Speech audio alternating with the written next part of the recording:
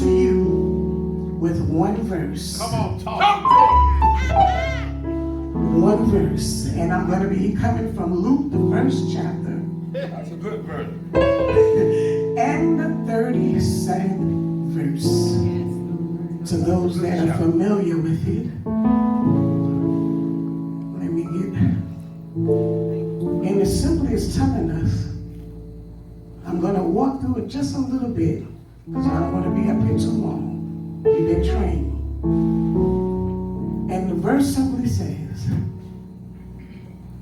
for with God,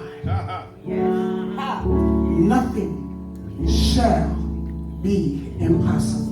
I'm going to say that again. For with God, nothing shall be impossible. My subject would be coming to you as catch yourself before you fall.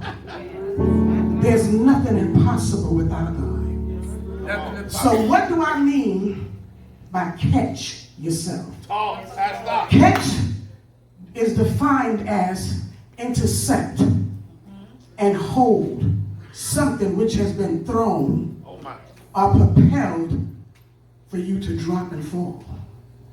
To discover, to see, and realize something, especially someone doing something wrong. If someone is moving and they stumble and they try to grab hold to catch themselves so they don't fall. Yes. And then I want to talk to you about the word fall.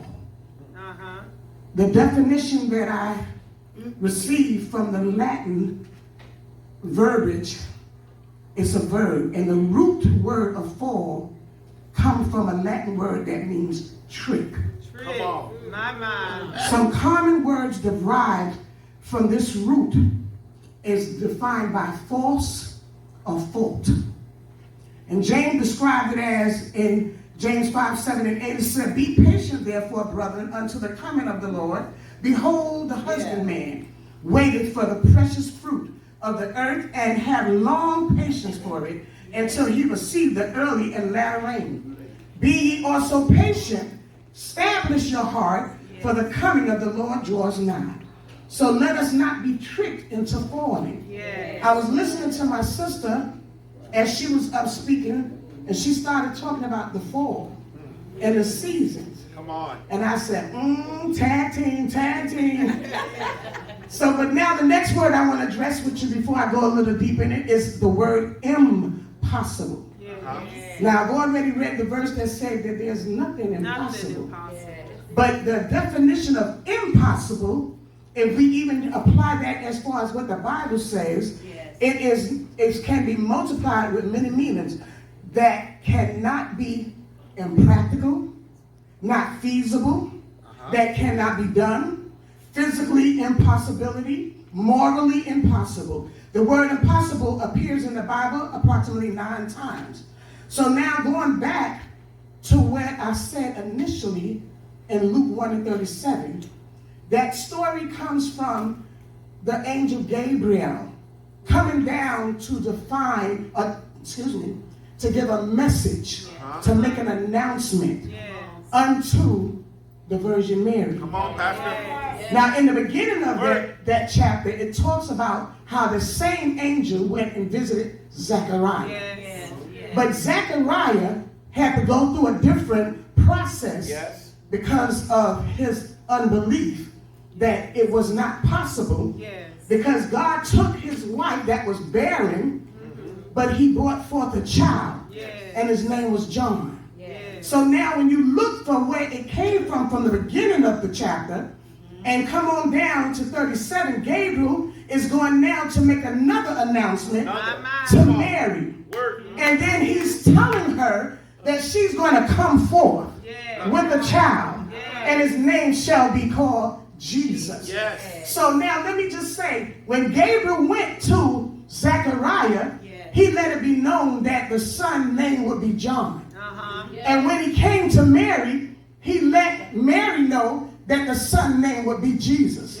So in your season of whatever you're going through, realize that God got a name on it. He got a name on it.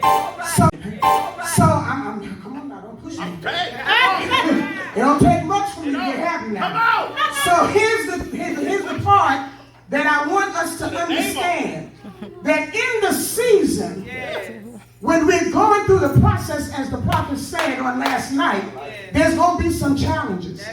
There's going to be some hard times. There's going to be some things we don't quite understand. There's going to be some things that seem impossible.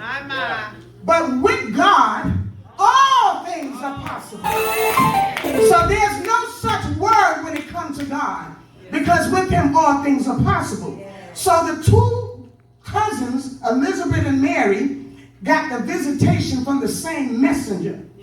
He's the messenger. We're in his path of being fellow messengers to spread the word, to make the announcement, to declare the day of the Lord. So now in the fact that this be the situation, in the natural, we see things with a natural eye that seems not possible. When we face the situations where we're like, well, how am I going to get this money? How am I going to pay this bill? How am I going to get to this point, to that point? How am I going to get from this place to that place? It seems like we can't figure it out. Come on. But here is the announcement. Now Gabriel is sending them a message. He gave them instructions. He told them what was going to happen. He told them how it was going to happen. And then God put a name on it.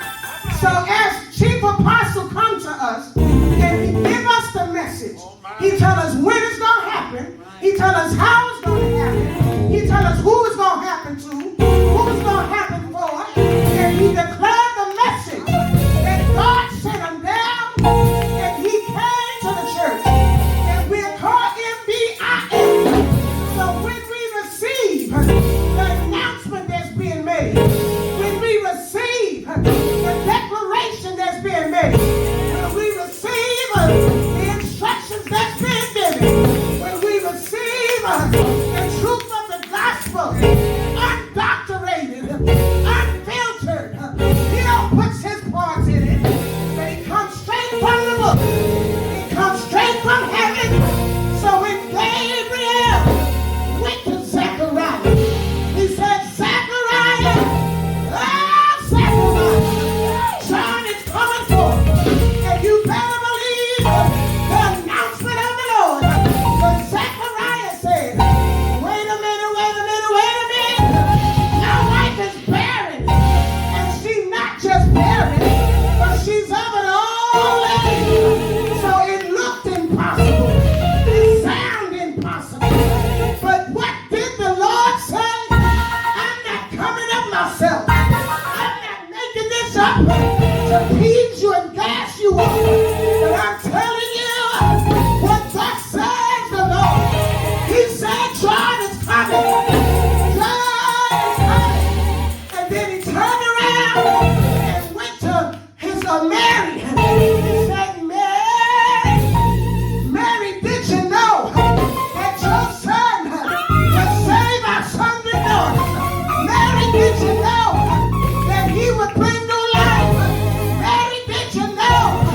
But when you get in that place, catch yourself before you fall, because there's nothing impossible for God. We are witnesses that he is the one and only true and living God. So take him at his word, and don't you get caught up in the season of indecision. I don't know. I just don't know. Because when he spoke to Mary, he said, how could this be? I don't know. I've never been with a man. I've never been touched. But one touch from the Father will make the impossible possible. So in my conclusion, have the faith that can conquer anything. Take God at his word.